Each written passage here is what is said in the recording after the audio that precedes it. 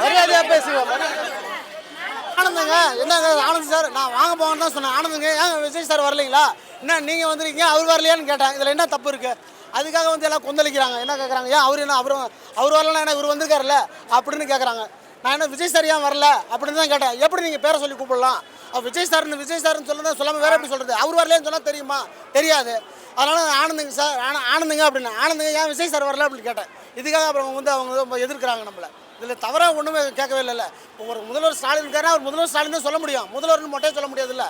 அவர் பேரை அப்புறம் கௌரவிச்சு தானே சொல்ல முடியும். இதில் எந்த ஒரு தவறுமே கிடையாது. நாங்கள் தவறுதலாக எதுவும் சொல்லவே இல்லை. அவரை ஏன் சார் விஜய் சார் ஏன் வரல அப்படின்னு கேட்டேன். ஆனந்துங்க ஏன் விஜய் சார் வரல அப்படின்னு கேட்டேன். நீங்கள் வந்திருக்கீங்க ஏன் அவரு எங்கே அப்படின்னு கேட்குறோம். யதார்த்தமாக கேட்குற கேள்வி தான் அது. இதில் என்ன இருக்குது? இப்போ நேரில் போய் அழைப்பு கொடுத்தாங்க. அவர் வரணும், அவர் வரல, இப்போ மதித்து வரணும். எந்த ஒரு இதுக்குமே அவர் வர்றதே கிடையாது. இவர் போயிட்டு நம்ம தலைமையிலேருந்து அந்நியார் முதற்கொண்டு உட்பட எல்லாருமே போயிட்டு மதித்து கூப்பிட்ருக்காங்க. தம்பி முதற்கொண்டு மதித்து கூப்பிட்டாங்க. அதுக்கு தகுந்த மாதிரி வரணுமா இல்லையா? அது வராமல் இவர் வேற ஒரு ஆளை அனுப்பிச்சு வைக்கிறாரு. அது ரொம்ப வருத்தத்துக்கூடிய விஷயமா இருக்குல்ல. எவ்வளோ விஷயங்கள் கேப்டன் பண்ணிருக்கிறாரு. இவர் நாளை திருப்பி படம் எடுக்கும்போது படம் வந்து ஃபெயிலியர் ஆகி போச்சு, ஓடலை. அதுக்கப்புறம் பார்த்தீங்கன்னா கேப்டன் வச்சு தான் அந்த படம் எடுத்து செந்தில்பாண்டியன் மூலமாக அறிமுகப்படுத்தி அவரை வந்து இந்த லெவலுக்கு கொண்டு வந்து விட்டுருக்காரு. அவருக்கு வந்து இந்த ஒரு கொடுக்குற ரெஸ்பான்ஸ் இதுதானா? ஏன் நேரில் வந்து போகிறதுனால ஒரு மணி நேரம் ஆகுமா? அவருக்காக பக்கத்தில் தானே இருக்காங்க. வந்து பார்த்துட்டு போகிறதுனால இதில் என்ன ஈகோ இருக்குது?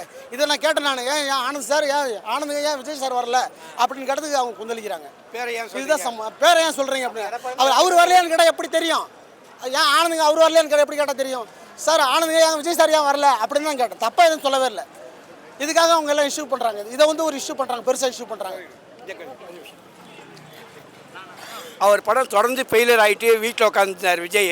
யாருமே நடிக்க கூப்பிடல. டைரக்டர் பாரதி ராஜாட்ட போய் எஸ்எஸ் கேட்கும்போது உன் மகன் வந்து சப்பட்டை மூஞ்சி, உன் மகன்லாம் நடிக்க லாய்க்கில்ல அப்படின்னு சொல்லி பாரதி ராஜா அவர்கள் அவர் நிராகரிச்சிட்டாரு. அப்படி இருக்கும்போது கேப்டன் சாருக்கு எஸ்சிசி ஃபோன் பண்ணுறாரு.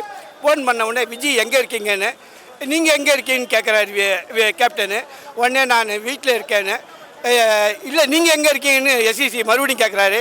நான் வெளியில் இருக்கேன் அப்படின்னு சொல்லிவிட்டு 10 நிமிஷத்தில் எஸ்சி சார் வீட்டுக்கு கேப்டன் போயிடுறாரு. போன உடனே என்ன விஜய் நான் வரலான்னு நினச்சேன், நீங்கள் வந்துட்டீங்களே அப்படின்னு எஸ்சி சார் சொல்கிறாரு. அதுக்கு இல்லைங்க நீங்கள் வரக்கூடாது, நான் உங்களை தேடி நான் தான் வரணும் அப்படின்னு சொல்லிவிட்டு என்ன வேணும்னு கேட்குறாரு. எப்போ வந்து விஜய்க்கு படங்கள் எதுவுமே சரியாக அமையலை. விஜய் வந்து உன் கூட சேர்ந்து நடித்தா அந்த படம் பட்டித்தொட்டியெல்லாம் ஹிட் ஆகும். அந்த பட்டித்தொட்டியில் விஜய் ஃபிகர் வெளியில் தெரியும். அவருக்கு ஒன்றால் ஒரு வாழ்வு கொடுக்கணும் அப்படின்னு சொல்கிறாரு.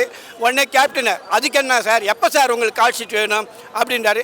இல்லை நீங்கள் சொல்லுங்கன்னாரு. உடனே கேப்டன் சொல்கிறாரு அதெல்லாம் கிடையாது, நீங்கள் சொல்லுங்கள் உங்களுக்கு எத்தனை நாள் வேணும் அப்படின்னு சொல்லி உடனே கேப்டன் தேதி கொடுக்குறாரு. அந்த படத்துக்கு சம்பளம் கூட வாங்கலை கேப்டனு.